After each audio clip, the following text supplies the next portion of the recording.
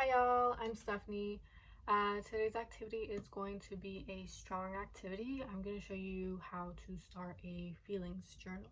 So take a moment, pause this video, go find a journal or a piece of paper, or if you want, you can also just sit and visualize this all in your head. That's fine too. So I'll go ahead and give you a moment to do that, and then we'll jump right into it. Okay, since we are going to be talking about emotions and feelings, I do want to give some background on the words. Sometimes the words emotion and feelings are used interchangeably.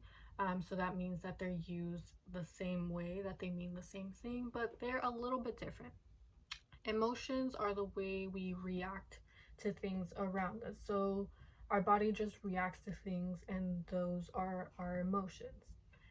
So that means that there's no good or bad emotions necessarily. It's just what our body does during events.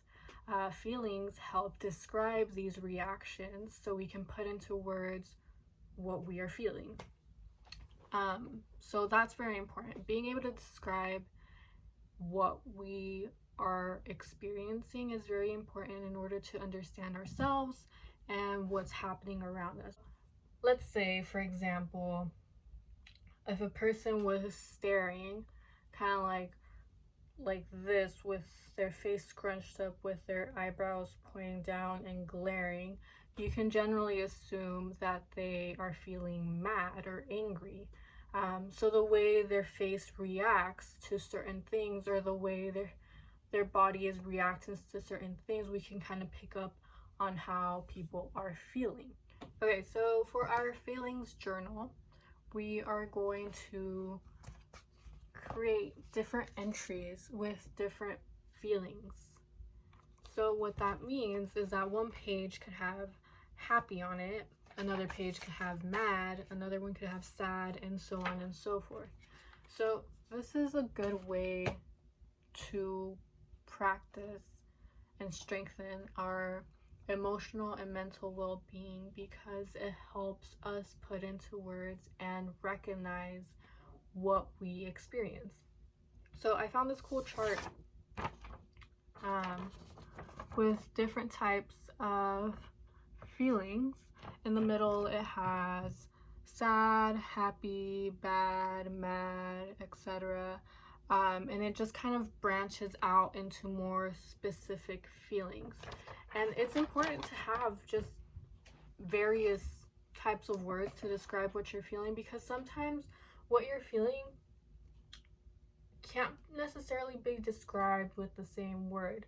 Like if I'm happy, that's one way of describing it, but sometimes it's more than just happiness. It's like ecstatic, or just excited, or something like that. They kind of mean the same thing, but not necessarily. They're still a little bit different. So it's always good to have several different words to be able to describe what you are feeling, so you can tell other people how you're feeling, or just recognize within yourself, like, hey, I'm kind of feeling like this. Maybe I should do this so I can calm down. So if I'm feeling like extra upset, I can recognize this and be like, hey, I'm gonna take a moment to just breathe and recollect myself, which is a good practice to have, and being able to separate yourself from a situation to give yourself some space to heal.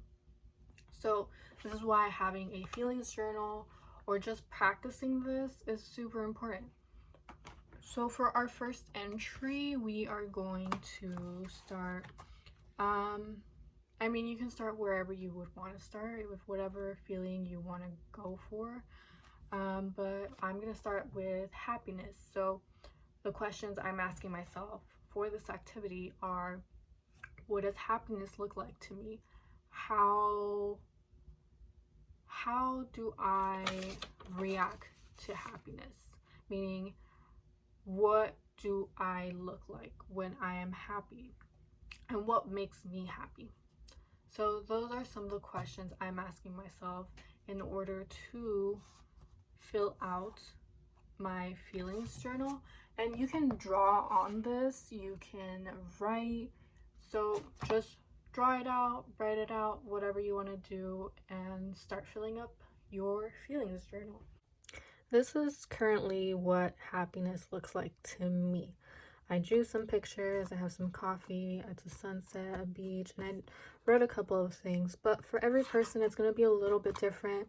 I could probably add some things, but I have to keep thinking about it. And you can always go back to your entries to fill it up even more or think about new things to put on there. Hope you like this activity.